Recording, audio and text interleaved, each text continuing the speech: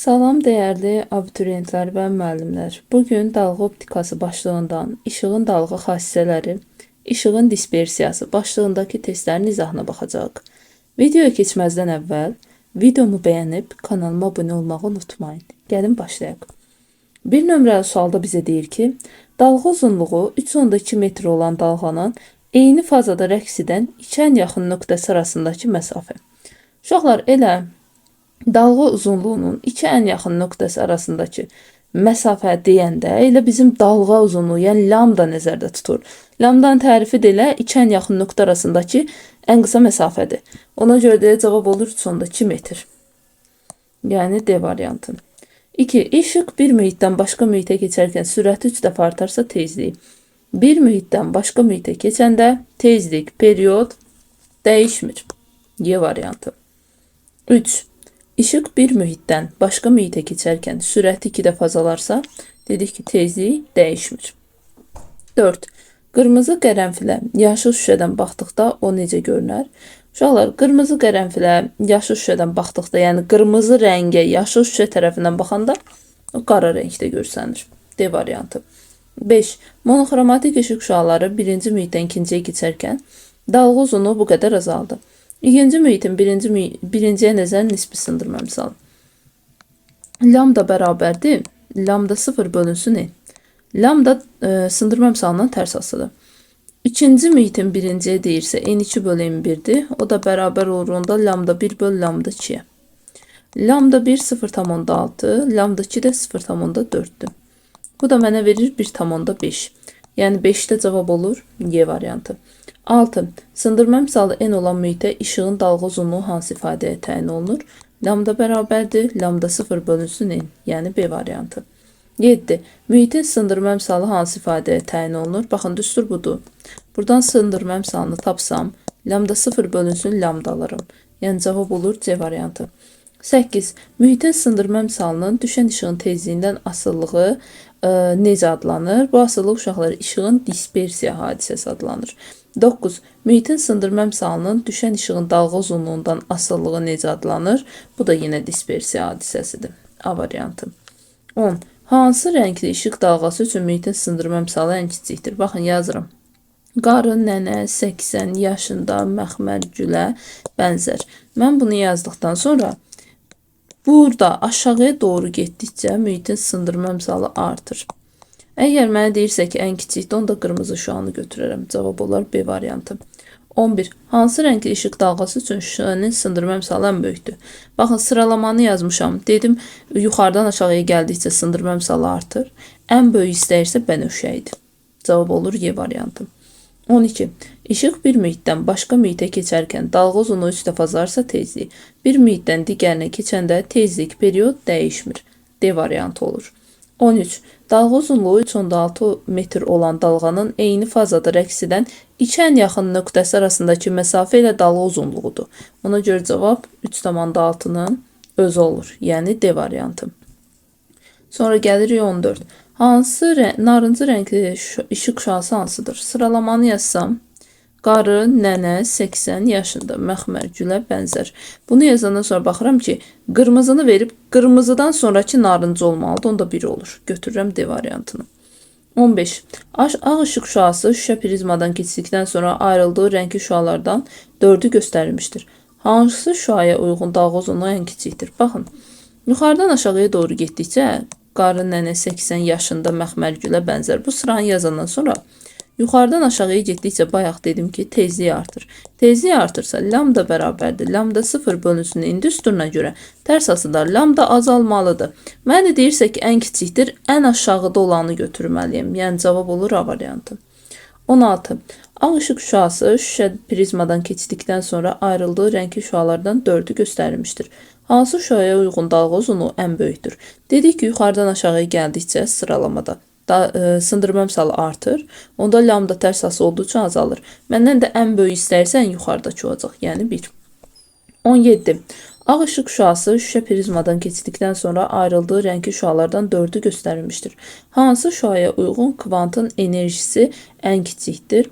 Uşaqlar, burada da yenə biz nəyə baxırıq? Yuxarıdan aşağıya getdikcə, belə deyim ki, sındırma əmsalıdır, enerjidir. Bunlar artır. Bunlar artdığı üçün əgər məndən kiçik istəyirsə, onda götürməliyəm 1-i. Yəni C variantı. Bu da nədən gəlir? Y bərabər H düsturundan. Buradan da HC bölü lambda ilə açsam, Y lambda ilə tərs asıdır. Lambda yuxarıdan aşağıya getdikcə azarsa Y artmalıdır. 18. Ağ ışıq şüası şüşə prizmadan keçdikdən sonra ayrıldığı rəngli şüalardan 4'ü göstərmişdir. Hansı şüaya uyğun kvantın enerjisi ən böyük dedik. Yuxarıdan aşağıya gəldikcə sındırma əmsalı artır, enerji artır. Ən böyükdür deyirsən aşağıdakini götürərəm. C variantı. 19. Vakuumda yayılan işığın dalğa uzunluğu 2 dəfə artdıqda yayılma sürəti. Burada deməli, yayılma sürəti dalğa uzunluğundan asılı deyil. Yalnız mühitin xassələrindən asılıdır. Eyni bir mühitdirsə dalğa uzunluğu artsın, azalsın fərqi yoxdur. Sürət dəyişməz. B variantı. 20. Ağ ışıq şüası şüşə prizmadan keçdikdən sonra ayrıldığı rəngli şüalardan 4'ü göstərmişdir. Hansı şüa üçün şüşənin sındırma əmsalı ən kiçikdir? Sındırma əmsalı dedik ki, sıralamanı yazanda, indi davamlı yazmıram. 4 dənəsini yazdım. Yuxarıdan aşağıya doğru getdikcə sındırma əmsalı artır. Ən kiçikdir deyirsən, yuxarıdakını götürməliyəm, yəni 1 olur. B variantı. 21. Ağ ışıq şüası şüşə prizmadan keçdikdən sonra ayrıldığı rəngli şüalardan 4'ü göstərilmişdir. Hansı şüa üçün şüşənin sındırma əmsalı ən böyükdür? Sındırma əmsalı yuxarıdan aşağıya getdikcə əgər artırsa, onda deməli 4'dən böyükdür. C variantı. 22. Şüşə prizmadan keçən ağ ışığın ekranda alınan emin spektri göstərilmişdir. Spektrin hansı hissəsi qırmızı rəngə aid ola bilər? Uşaqlar, bilirəm ki, burada qırmızı rəng 1-ci sırada gəlir da.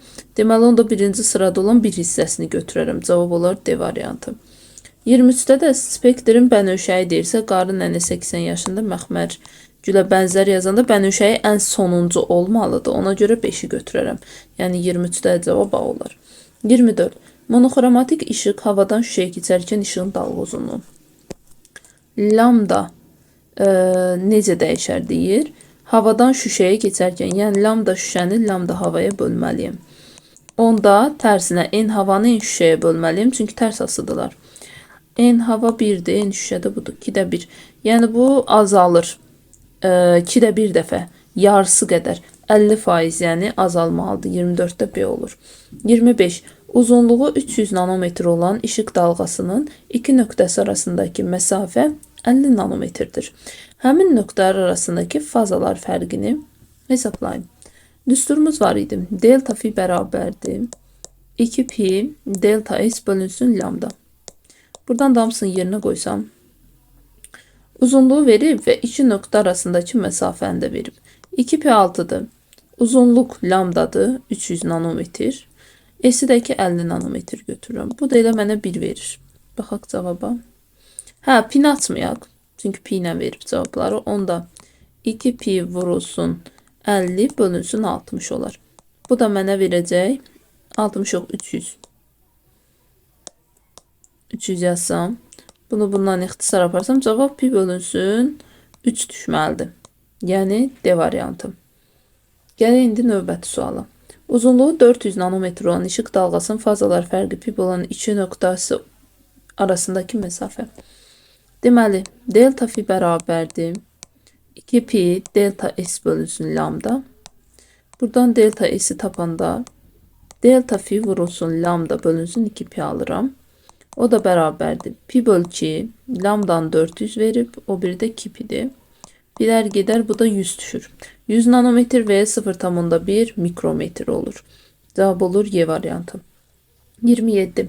İşıq bir mühitdən digərinə keçərkən dalğa uzunluğu 1,9 dəfə azalarsa sürət. Sürət dedi ki, burada necə baxacaq? Əgər bir mühitdən başqa bir mühitə keçirsə, deməli sürətlə baxanda V bərabərdir lambda bölünsün T yazaram. Sürət lambda ilə düz asıdır.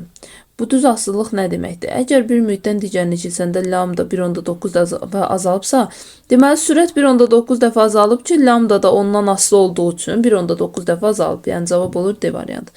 Bayaqki misalda eyni mühitdə idi. Eyni mühitdə sürət dəyişmir. Mühit dəyişmədiyi üçün. 28. Monoxromatik işıq mütləq sındırma əmsalı 1,8 olan mühitdən bu mühitə keçir. İşığın ikinci mühitdə dalğa uzunluğu bu qədər olarsa birincini tapın. Dalğa uzunluğuna sındırma əmsalı tərs asıdır. Onda n1'in n2'ye nisbəti lambda 2'nin lambdaya 1'ə olan nisbətidir. Birinci mühitin sındırma əmsalı 1.8'dir, ikinci 2'dir.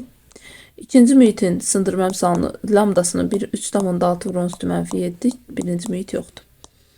Lambda 1'i buradan tapanda bu ixtisar gedər 2 düşər. 4 vurulsun üstü -7 alır. Yəni cavab olar B variantı. 29. İkinci şəffaf mühitin birinci şəffaf mühitə nisbətən sındırma əmsalı 0.8, işığın ikinci mühitdə dalğa uzunluğu 6 vurun üstü -7 metr olarsa, birinci mühitdə dalğa uzunluğunu hesablayın. Deməli, ikinci şəffaf mühitin birinciyə nisbətən n2'nin n1'ə sındırma əmsalı 0.8-dirsə, n2 bölü n1 bərabərdir lambda 1 bölü lambda 2. Onda lambda 1 bölü lambda 2 nisbəti 0.8'dir. Lambda 1 də tapanda 0.8'i vuraram ikinci mühitin sındırma əmsalı. 6 vurun üstü -7. Bu da mənə 4,8 vurun üstü -7 metr verir. Yəni C variantı. 30. İşıq optik sıxlığı az olan mühitdən optik sıxlığı çox olan mühitə keçəndə, deməli sındırma əmsalı artıb. Tezliyi və dalğa uzunluğu bir mühitdən digərinə keçəndə tezlik dəyişmir. Dalğa uzunluğu isə lambda bərabərdir. Lambda 0 böl n'ə görə sındırma əmsalından tərs asıdır. Sındırma əmsalı artırsa lambda azalmalıdır. Yəni cavab olur C variantı. 31. İşıq optik sıxlığı az olan mühitdən optik sıxlığı çox olan mühitə keçəndə tezliyi və sürəti haqqında hansı mülahizələr doğrudur? Optik sıxlığı azdan çoxa keçirsə sındırma əmsalı artır. Onda tezlik dəyişmir bir mühitdən digərinə keçəndə. V bərabər C bölü n yazsam, sürət sındırma əmsalından tərs asıdır. Əgər sındırma əmsalı artırsa, deməli sürət azalıbdır. Cavab olur Y variantı. 32. İşığın dalğa uzunluğunun yayıldığı mühitin mütləq sındırma əmsalından asılılığı. Lambda bərabər lambda 0 böl n'ə görə sındırma əmsalından tərs asılı olmalıdır. Ona görə cavab A olur. 33. Sürət deyir V bərabərdir C böl n'ə görə sürət də yenə sındırma əmsalından tərs asılıdır. D variantı. 34. İşığın dalğa uzunluğunun rəqs periodundan asıllığını soruşur. Lambda bərabərdir V vurulsun T'dir. Buradan da ki lambda T ilə düz asıdır Y variantı. 35. İndi tezlikdən istəyir. Lambda bərabərdir V bölünüdür düzdür. Lambda tezliklə tərs asıdır. Cavab olur A variantı. 36. Monoxromatik işıq dalğası sındırma əmsalı böyük olan mühitdən kiçik olan mühitə keçir. Yəni n azalır. Lambda və sürət. Lambda 0 bölünsün n'ə görə sındırma əmsalından tərs asıdır. Sındırma əmsalı azalırsa lambda artmalıdır. Bunlar getdi. V bərabər C bölü n'ə görə sürət də sındırma əmsalından tərs asıdır. Sındırma əmsalı azalırsa sürət də artmalıdır. Yəni hər ikisi artar, cavab olur D variantı. 37. Ağ ışıq şüasının şüşə prizmadan keçdikdən sonra ayrıldığı rəngli şüalardan 4'ü göstərilmişdir. Hansı şüanın şüşədə yayılma sürəti ən kiçikdir? Deməli, sürət sındırma əmsalından tərs asıdır. Yuxarıdan aşağıya getdikcə deməli sındırma əmsalımız artır. Sındırma əmsalı artırsa sürət azalmalıdır. N artdısa V azalır. Onda da deyirsə ki, hansının sürəti ən kiçikdə azalırsa ən kiçik olan bənövşəyi olar. Yəni ən axırıncıda 4. Götürərəm A variantını. 38. Mənə deyir ki, sürət ən böyük olsun. Yuxarıdan aşağıya getdikcə sürət azalırsa ən böyük, yəni yuxarıda olan olar. C variantı. 39. Ağ işıq şüası şüşə prizmadan keçdikdən sonra ayrıldığı rəngli şüalardan 4'ü göstərilmişdir. Hansı şüaya uyğun tezliyi ən kiçikdir? Belə baxa bilərik ki, burada bir mühitdən digərinə keçəndə belə deyək də, yuxarıdan aşağıya gəldikcə sındırma əmsalıdır, tezlikdir. Bunlar artır. Yəni n-dən nü. Yuxarıdan aşağıya getdikcə artdığı üçün ən kiçik istəyirsə ən yuxarıdakini götürərəm A variantı. Tezliyi ən böyük deyəndə isə yuxarıdan aşağıya gedəndə artırsa ən aşağıdakini götürərəm D variantı. 41 nömrəli sual. Monoxromatik işıq sındırma əmsalı böyük olan mühitdən sındırma əmsalı kiçik olan mühitə keçir. Yəni n azalır. Dalğa uzunluğu və lambda bərabərdir. Lambda 0 bölünsün n'ə görə n azaldısa dalğa uzunluğu artmalıdır. Bu gedər. Tezliyə gəldikdə ki, bir mühitdən digərinə keçəndə uşaqlar tezlik period dəyişmir. Dalğa uzunluğu artar, tezlik period dəyişməz, onda yalnız 1 olmalıdır. Yəni B variantı. 42. Monoxromatik işıq sındırma əmsalı kiçik olan mühitdən sındırma əmsalı böyük olan mühitə keçir. Kiçikdən böyüyə keçirsə n artır.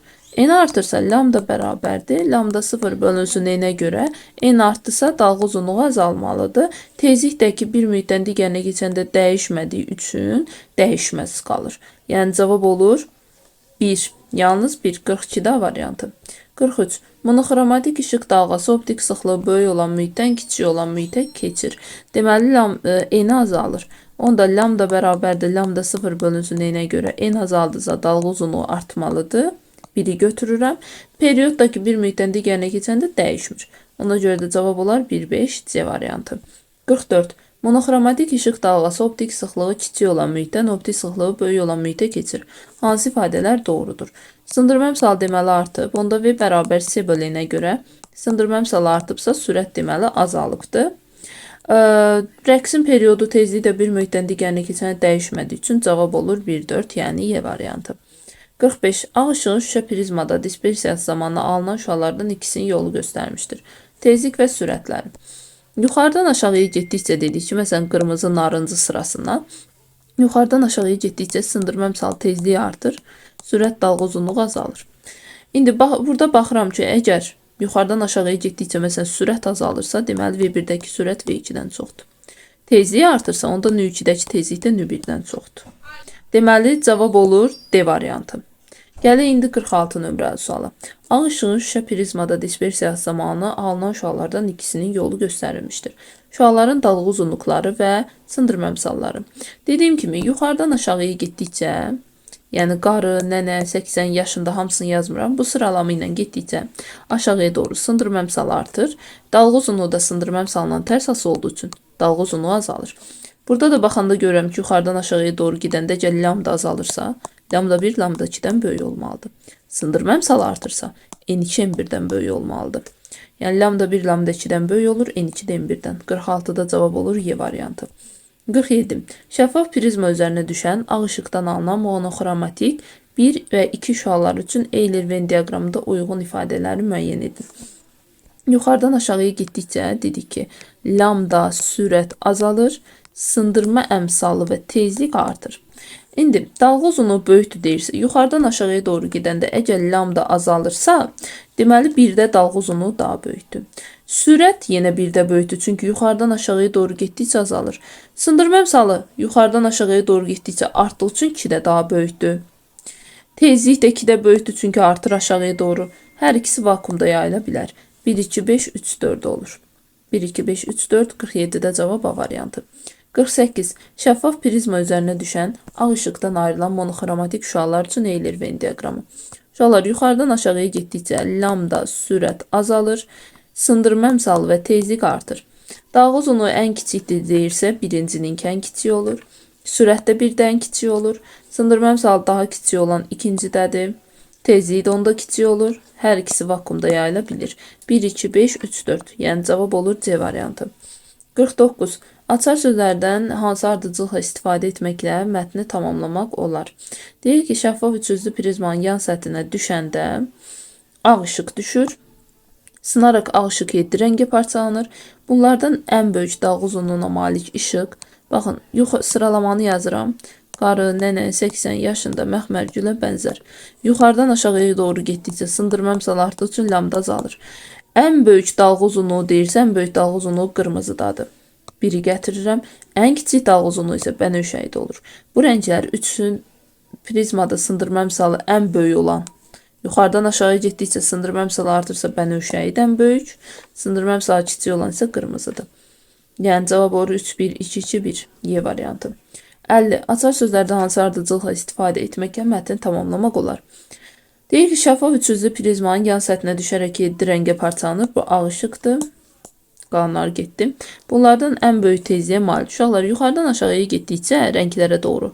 Tezlik də sındırma əmsalı kimi artır, amma sürət isə azalır. İndi bizə deyirsə ki, ən böyük tezlik yuxarıdan aşağı getdikcə artırsa, ən böyük tezlik bənövşəyidədir. Ən kiçik tezlik isə onda qırmızıdadır. Prizmada ən çox sınan şüada bənövşəyidir, ən az sınan şüada qırmızıdır. 3, 2, 1, 2, 1. 3, 2, 1, 2, 1. Yəni 50-də cavab olur C variantı. 51. Monoxromatik işığın vakuumda dalğa uzunluğu lambda 0, tezliyi isə nü 0'dır. Vakuumdan sındırma əmsalı 2 olan mühitə keçdikdə işığın dalğa uzunluğu. Baxın, sındırma əmsalı 2 dəfə artıb. Onda tezlik bir mühitdən digərinə keçəndə dəyişmədiyi üçün C ilə də gedər. Lambda isə S bölünsün düsturuna görə sındırma əmsalından tərs asıdır. Sındırma əmsalı 2 dəfə artıbsa, lambda 2 dəfə azalıb, lambda 0 bölü 2 olmalıdır. Cavab B variantı. 52. Mühitlərin mütləq sındırma əmsalları arasında münasibət olduqda, üçüncü mühitdən çıxan işıq şüasının istiqaməti. Fikir verirsinizsə, ikinci və üçüncü mühitin sındırma əmsalı bərabərdir. Bunların sındırma əmsalının bərabər olmağı o deməkdir ki, bu mühitdən sınmadan keçəcəkdir. İkinci mühitdən üçüncü mühitə sınmadan keçir. Ona görə də elə istiqaməti 3 olar, yəni C variantı. 53. Sarı işıq vakuumdan mayeyə keçdikdə onun dalğa uzunluğu 0,2 mikrometr dəyişdi. Mayenin mütləq sındırma əmsalı. Əgər lambda 0,06-dırsa, 0,2 mikrometr dəyişdisə, lambda isə olar 0,4. Bunu yazdıqdan sonra isə deyir sındırma əmsalını təyin edin. Mayenin təyin edin, yəni N2. Onda bu lambda 2'dir, bu da lambda 1'dir da. N2'nin N1 olan nisbəti lambda 1'in lambda 2 olan nisbətidir. N2'ni verməyib. N1 vakuumda 1'dir. Lambda 1 0,6'dır. Lambda 2 də 0,4'dür. Bunları da böləndə 1,5 verir. Yəni 53'də cavab olur Y variantı. 54. Monoxromatik işığın verilmiş mühitlərdəki dalğa uzunluqları arasında hansı münasibət doğrudur? Birinci sındırma əmsallarını müqayisə edək, sonra dalğa uzunluğu. Burada uşaqlar, birinci mühitdə normalda belə keçməlidir. Amma fikir verirsinizsə, bucaq azalıbdır. Bucaq azalıbsa, sındırma əmsalı bucaqla tərs asılır. Deməli, ikinci mühitə keçəndə sındırma əmsalı artıb. Yəni, N2 N1-dən böyük olubdur. Üçüncü mühitə keçəndə 1 ilə müqayisə etsəm, baxın, normalda bu şəkildə, ya da 2 ilə müqayisə edək, fərqi yoxdur. 2-dən normalda belə keçməlidir 3-ə. Amma bunun bucağı artıb. Bucağı artıbsa, deməli, sındırma əmsalı azalıb. Yəni, N3'ə keçəndə sındırma əmsalı 2-dən daha az olubdur. İndi mən 1 ilə 3'ü müqayisə etməliyim. Görüm hansı daha kiçikdir da. Bunun üçün də müqayisə edəndə belə baxıram. Bucağa. Baxın, bu şəkildə. Baxıram ki, normalda mənim şu an bu şəkildə keçməliydi. Normalımı da buradan çəksəm. Baxın, normalda bucaq bu qədər olmalıydı. Artıq bu qədər olubdur. Birinci mühitlə üçüncü mühiti müqayisə edəndə. Üçüncü mühitə keçəndə alfam artıbsa, 1-dən birbaşa keçəndə. Deməli, sındırma əmsalım azalıb. Yəni, N3 N1-dən də kiçik olacaqdır. Bu şəkildə. Onda lambdanı müqayisə edəndə lambda 3-dən böyükdür. Sonra lambda 1, sonra isə lambda 2 olur.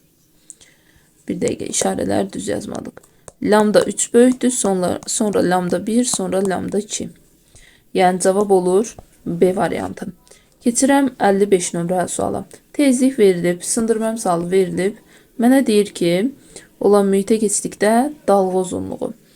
Deməli, birinci növbədə vakuumda dalğa uzunluğunu tapıram. Lambda bərabərdir. Lambda 0 bölünsün N-ə görə tapmalıyam. Amma lambda 0'ımı bilmirəm. Lambda 0'ı da tapacağım S böl nüdən. S 3 vur 10 üstü 8'dir. Nüdə 6 vurulsun 10 üstü 14'dür. Bu da 2'də 1, yəni 0,5 vurulsun 10 üstü -6 verir. Onda birinci mühitdə tapıram lambda 1'imi. Lambda 0, 0,5 vur 10 üstü -6 bölünsün 1'dir. İkinci mühitdə tapanda isə lambda 2 bərabərdir. 0,5 vurulsun 10 üstü -6 bölünsün 2,5 tapıram. Bunda 0'ın çəkəndə 5'də 1 edir. Yəni 0,2 vur 10 üstü -6 edir. İndi baxıram ki, dalğa uzunluğum necə dəyişdi. Əvvəlcə 0,5 vur 10 üstü -6 idi. Sonra 0,2 vur 10 üstü -6.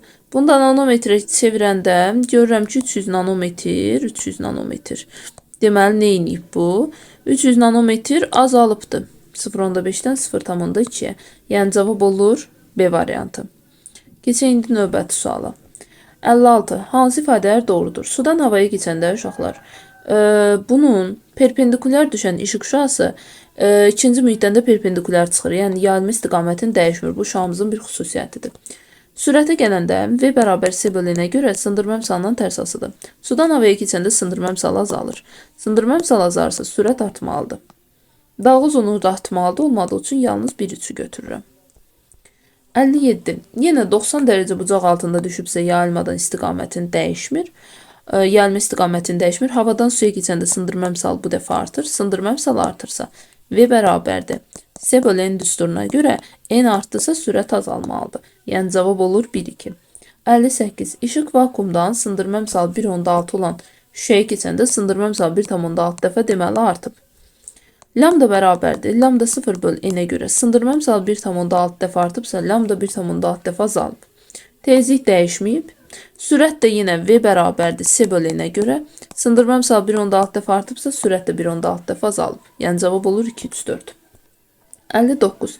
İşıq sındırma əmsalı 1.6 olan şüşədən vakuuma keçəndə isə sındırma əmsalı 1.6 dəfə azalır. Onda lambda bərabərdir. Lambda 0 bölü n-ə görə sındırma əmsalı 1.6 dəfə azalanda lambda 1.6 dəfə artar. Tezlik dəyişmir. Sürət də V bərabər S bölü n-dir. N 1.6 dəfə azalanda sürət də yenə 1.6 dəfə artar. Yəni cavab olur 1-3 deməli 6. 60. Monoxromatik işığın birinci mühitdə düşmə bucağı alfa və ikinci mühitdə sınma bucağı qammadır. Fikir verirsinizsə, düşmə bucağı sınma bucağından böyük olubdur. Bu deməkdir ki, ikinci mühitə keçəndə mənim bucağım azalıb. Bucaq azalbsa ikinci mühitin sındırma əmsalı deməli çox olubdur. N2 böyük olub N1-dən, çünki sındırma əmsalı bucaqla tərs asıdır. Bu yoxdur. Dalğa uzunluğuna baxanda lambda bərabərdir. Lambda 0 bölü n-ə görə tezliklə tərs asılı deyil. Lambda 1 böyük olmalıdır. Lambda 2-dən. Bir də V bərabər S bölü n-ə görə sürət də n-lə tərs asılı olduğu üçün V1 böyükdür, V2 olmalıdır. Cavab olur 2 və 3. Gələk 61 nömrəli suala. İşıq iki şəffaf mühitdə yayılan monoxromatik işıq şüasının istiqaməti göstərilmişdir. Hansı ifadələr doğrudur? Baxın, normalda bu istiqamətdə keçib getməli idi da. Amma bu ikinci mühitə keçəndə sınma bucağı azalıb.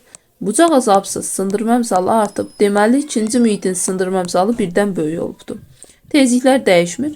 Lambdaya gələndə isə lambda 0 bölünsün n-ə görə sındırma əmsalından tərs asıdır. Onda lambda 1 böyükdür, lambda 2 olmalıdır. Cavab olur 2, 3, 5. 62. İki şəffaf mühitdə yayılan işıq şüasının istiqaməti göstərilmişdir. Hansı ifadələr doğrudur? Baxın, normalda bu şüa belə getməlidir. Amma fikir verirsiniz, bu qədər bucaqla getməlidir, bu qədər olub. Yəni mənim bucağım artıbsa, sındırma əmsalım azalıb. O deməkdir ki, birinci mühitdə ikincidən böyük olubdur. Tezlik dəyişmir. Sürətə gəndə də S bölü n-ə görə sürət sındırma əmsalından tərs asılıdır. Sındırma əmsalı azalbsa, deməli sürət artıb. Yəni V2 V1-dən böyük olub. Cavab olur 1, 3, 6. 63. İşıq şüası iki mühitə ayıran sərhəddə düşür. İşığın dalğa uzunluğu birinci mühitdə bu qədər, ikinci mühitdə bu qədər olsa, ikinci mühitin birinci mühitə nəzərən sındırma əmsalı. N2-nin N1-ə nəzərən sındırma əmsalını istəyirsə, lambda 1-in lambda 2 olan nisbəti lazımdır mənə. Lambda 1 3,2-dir. Lambda 2-də 8-dir. Onun üstəri yazmıram, o siz ixtisar gedir. Cavab düşür 0,4. 64. Mayedən vakuuma keçən işıq dalğasının uzunluğu 125 nanometr artırsa, onun mayedə dalğa uzunluğunu tapın. Vakuuma keçirsəm və bu qədər artırsa, mən bunu necə yazaram? Mayedəki dalğa uzunluğu lambda 1-dir. Lambda 1-i bilmirəm. Amma ikinci mühitdə bu qədərdirsə, yəni lambda 2 bərabərdir. Lambda 1 üstə gəlinsin 125 nanometr olub da bu. Və vakuumdakı sındırma əmsalını bilirəm. İkinci mühitdə vakuum 1-dir. N1 də mayedir, bu da 1,2-dir. Onda lambda ilə nisbət yazaram. Lambda 1 bölünsün lambda 2 bərabərdir. N2 bölünsün N1-ə. Buradan lambda 1 yoxdur. Lambda 2-nin də yerinə lambda 1 üstə gəlir 125 qoyuram. Bərabərdir. N2'm 1'dir, N1'im də 1,2'dir. Çarpaz vursam 1,2 lambda 1 bərabərdir. Lambda 1 üstə gəlsin 125'ə. Buradan 0,2 lambda 1'im 125 olsa, onda lambda 1'i tapanda 1250'ni bölməliyəm 2'yə, o da mənə 625 verir. Yəni cavab olur 625. 65. Mayədən vakuuma keçəndə işıq dalğasının uzunluğu 125 nanometr artırsa, yəni lambda 2 bərabərdir, lambda 1 üstə gəlir 125. Vakuumda dalğa uzunluğunu hesablayın. Mayədən vakuuma keçirsə, N1'im 1,2'dir. N2'm də 1'dir.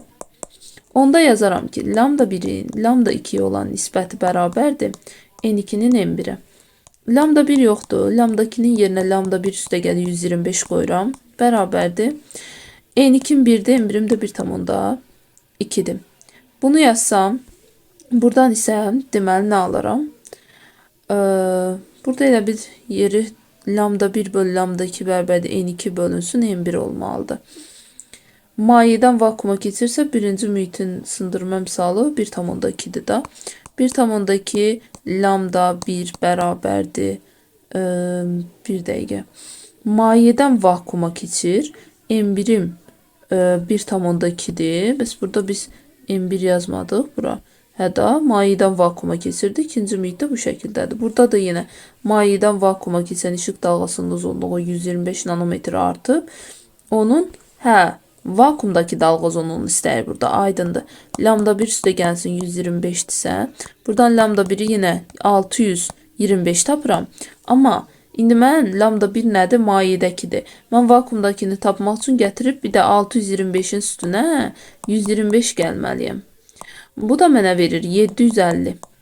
Yəni cavab olur 750 nanometr.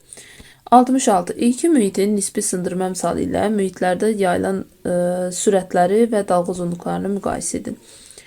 Birinci də n2'ni tapsam 1,5 n1 edir. Bu nə deməkdir? Yəni birincidə görürəm ki, n2 n1'dən böyükdür. Sürət və dalğa uzunluğu da v bərabər c bölü n və lambda bərabər lambda 0 bölü n-ə görə sındırma misalının ikisi tərs asılıdır. Əgər n2 n1'dən böyükdürsə v1 v2'dən böyükdür. Lambda 1 lambda 2'dən böyük olmalıdır. Onda 1'e götürərəm AB. İkinci mühitdə isə n1'i tapıram 1,5 n2. Yəni görürəm ki, burada n1 böyükdür n2'dən. Onda tərs aslı olduqları üçün v2 böyükdür v1'dən, lambda 2 böyükdür lambda 1'dən olmalıdır. Baxıram burada CD-ni götürürəm. Bu mühitlər bir-birinə bərabər olanda lambdalar da bərabər olar. 1'ə AB, 2'yə CD, 3'ə də Y uyğun gəlir.